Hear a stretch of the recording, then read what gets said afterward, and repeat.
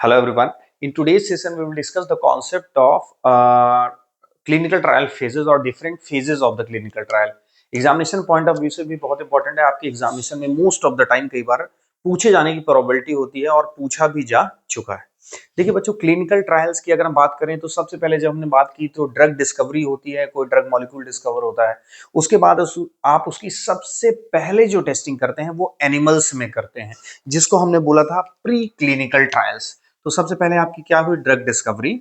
उसके बाद आपने किस में टेस्टिंग की? उसकी ड्रग की, जो मॉलिक्यूल आपने डिस्कवर किया उसकी फार्माकोकाइनेटिक और फार्माकोडायनेमिक प्रोफाइल का बेसिकली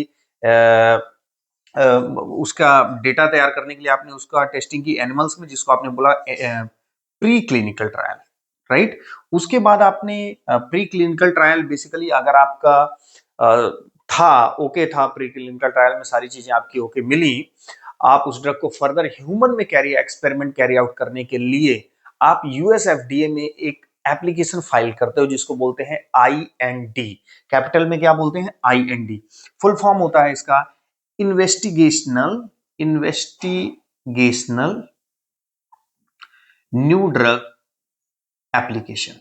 तो investigational new drug application you filed when you found कि आपका जो एनिमल टेस्टिंग हुई उस पे ड्रग के प्रॉमिसिंग इफेक्ट थे, तब आप एक IND एप्लीकेशन फाइल करोगे इन्वेस्टिगेशनल न्यू ड्रग के नाम से। कहां पे करोगे? United state food and drug authority. तो यूएस एफडीए में आप एप्लीकेशन फाइल करते हैं, और जब यूएस एफडीए आपको परमिशन ग्रांट करता है कि आप इसकी ह्यूमन में टेस्टिंग कर सकते हैं, तब आप उसको ह्यूमन में टेस्टिंग के लिए वो ड्रग पर्टिकुलर करते हैं। इट मींस ह्यूमन में टेस्टिंग करते हैं। और जब आप उस ड्रग की ह्यूमन में टेस्टिंग करते हैं तब उसको हम बोलते हैं क्या? Clinical trial. तो ओवरऑल आपको इस बीच में जो गवर्निंग बॉडी है, जब एनिमल टेस्टिंग के बाद आप एप्लीकेशन कहां फाइल कर रहे हो, किसके लिए? ताकि आप ह्यूमन में अपना पर्टिकुलर ड्रग की टेस्टिंग कर पाए, न्यू ड्रग की टेस्टिंग कर पाए, उसको बोलते हैं क्लिनिकल ट्रायल।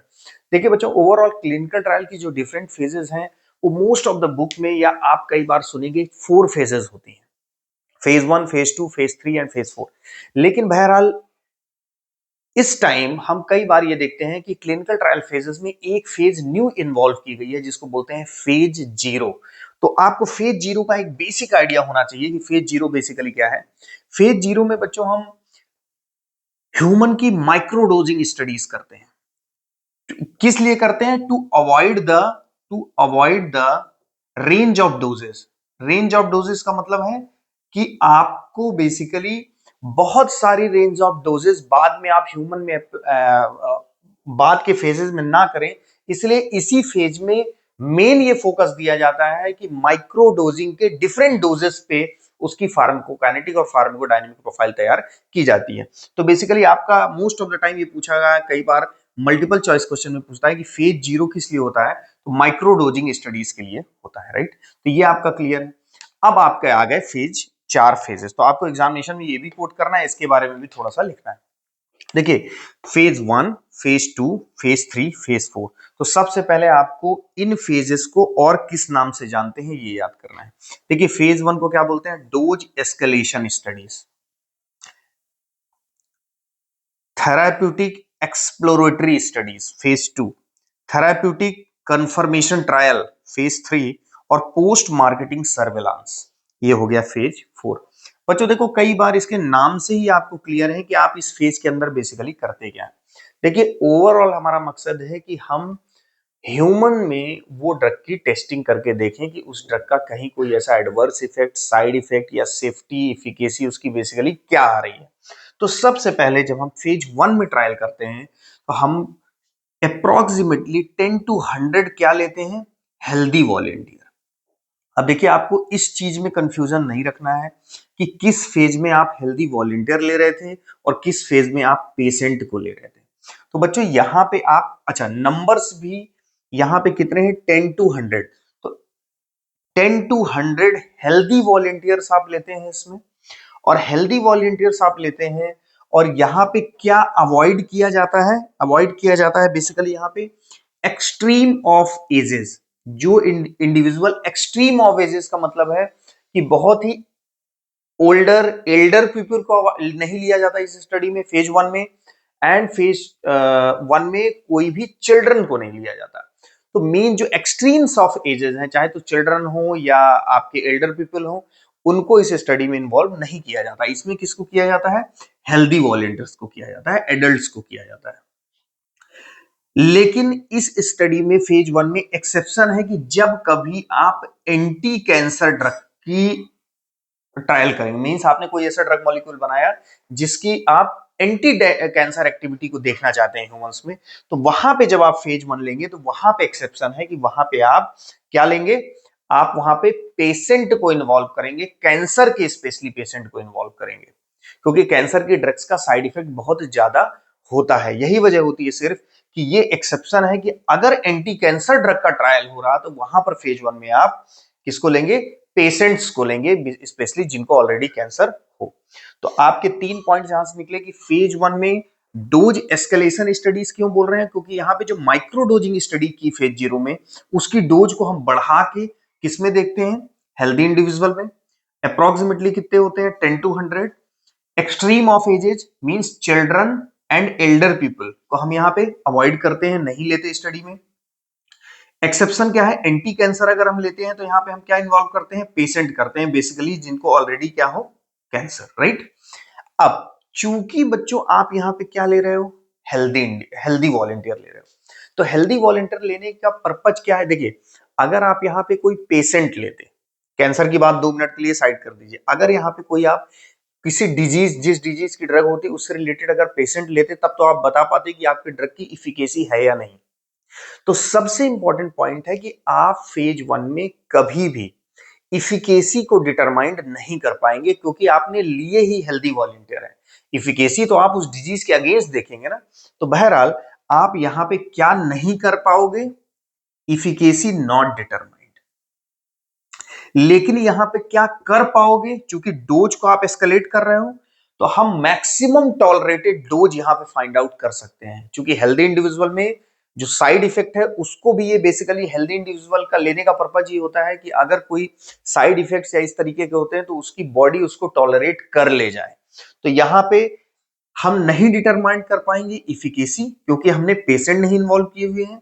लेकिन हम डिटरमाइन कर लेंगे क्या? मैक्सिमम टॉलरेटेड डोज, क्योंकि हमने ले रखा है हेल्दी इंडिविजुअल, राइट। तो ओवरऑल हम यहां पे सेफ्टी एंड एडवर्स इफेक्ट को हम क्या करते हैं? फाइंड आउट करते हैं, क्योंकि हेल्दी वॉलेंटियर है, उसका एडवर्स इफेक्ट भी आप वो उसको थोड़ा सा मतलब होल्ड टॉलरेट कर सकता है। तो आपका मेन जो पॉइंट निकल रहा है, इफिकेसी का यहां से लेना देना नहीं है फेज 1 से। मैक्सिमम टॉलरेटेड डोज, सेफ्टी और एडवर्स इफेक्ट, ये 3 चीजें आप यहां से फाइंड आउट कर लेंगे। तो ये आपका कंप्लीट किसके बारे में आइडिया हुआ? फेज 1 के बारे में। फेज 1 आपका क्लियर हो गया। फेज 2 में अगर आए तो फेज 2 में हमने क्या किया? यहाँ पे डोज एस्केलेशन स्टडीज थी फेज 1 में, यहाँ पे हम थेराप्यूटिक एक्सप्लोरेटरी स्टडी। अब थेराप्यूटिक एक्सप्लोरेटरी स्टडी का पर्पज इतना है कि आप जो भी नंबर ऑफ इंडिविजुअल फेज 1 में लिए हैं उनका नंबर आप बढ़ा देंगे, नंबर बढ़ा देंगे, प्लस वो हेल्दी वॉलेंटियर की जगह आप यहां पे इन्वॉल्व कर लेंगे कि आप पेशेंट। तो बच्चों देखो, सिंपल सी बात है कि जब आपने नंबर बढ़ाया प्लस कैसे इंडिविजुअल लिए? पेशेंट लिए, जो उस जो मॉलिक्यूल आप बेसिकली डिस्कवर किए हैं, वो जिस डिजीज के अगेंस्ट आप बेसिकली उसको मार्केट पे लाएंगे फ्यूचर में, उस डिजीज के ऑलरेडी आप पेशेंट इन्वॉल्व कर रखे हैं फेज 2 में। तब यहां पे तो बहुत सिंपल है कि आपने नंबर्स कितने ले रखे? 100 से 300, यहां से बढ़ा दिया आपने। हेल्दी वॉलेंटियर की जगह आपने क्या इन्वॉल्व किया? Patient volunteer. Patient volunteer plus अपनी स्टडी को थोड़ा और एक्सप्लोर किया। आपने जो इंडिविजुअल लिए वो 3-4 जियोग्राफिकल लोकेशन अलग अलग लिए, मतलब 3-4 सेंटर्स यहां पे इन्वॉल्व किया आपने अलग अलग। तो आप यहां पे चूंकि पेशेंट को इन्वॉल्व कर रहे हो तो आप आसानी से क्या निकाल पाओगे? Effective dose. ये आपके मल्टीपल चॉइस क्वेश्चन में जीपैट में स्पेशली पूछा जाता है कि किस फेज में आप क्या चीज फाइंड आउट करते हो। तो अगर आपसे पूछता है एडवर्स इवेंट या सेफ्टी ऑफ ड्रग किस क्लिनिकल ट्रायल के फेजेस में आप देखते हो, तो फेज 1 में। आप इफिकेसी किसी ड्रग की या इफेक्टिव डोज किस बेसिकली उसमें देखते हो, तो हम वो किस में देखते हैं? फेज 2 में, क्योंकि हमने यहां पे क्या इन्वॉल्व कर दिया? Patient. Difference is only that, एक तो हेल्दी पेशेंट का, नंबर का, 3-4 सेंटर्स और इफिकेसी फाइंड आउट कर रहे हैं। थेराप्यूटिक एक्सप्लोरेटरी स्टडीज का नाम। अब आप स्टडी को और आगे बढ़ाएंगे, फेज थर्ड, अब आप therapeutic confirmation trial. Confirmation trial मतलब ओवरऑल लगभग सेम चीजें हैं, लेकिन नंबर ऑफ इंडिविजुअल यहां पे क्या हो गए, बढ़ गए। अगेन आप सेम चीजें, इट मींस यहां भी पेशेंट, यहां भी आपने क्या इन्वॉल्व किया, पेशेंट इन्वॉल्व किया। पर्पज यहां पे था कि जब हम नंबर ऑफ पेशेंट्स को बढ़ा देते हैं, जैसे यहां पे 3 से 4 सेंटर है, यहां पे हो सकता है कई सेंटर हो, सेवरल सेंटर्स हो, तो पर्पज इतना है कि चूंकि हर इंडिविजुअल का जेनेटिक मेकअप अलग होता है, हो सकता है कि किसी इंडिविजुअल के लिए, जैसे हमने इडियोसिंक्रेसी में पढ़ा था कि कोई ड्रग किसी पर्टिकुलर इंडिविजुअल में जब कोई अलग ही इफेक्ट दे, उसको बोलते हैं इडियोसिंक्रेसी, क्योंकि हो सकता है कि हो सकता है क्या, हर इंडिविजुअल का जेनेटिक मेकअप अलग अलग होता है। तो डिफरेंट जेनेटिक मेकअप के इंडिविजुअल को इन्वॉल्व करने के लिए आप नंबर ऑफ इंडिविजुअल को बढ़ा दिया, प्लस सेंटर्स बढ़ा दिए।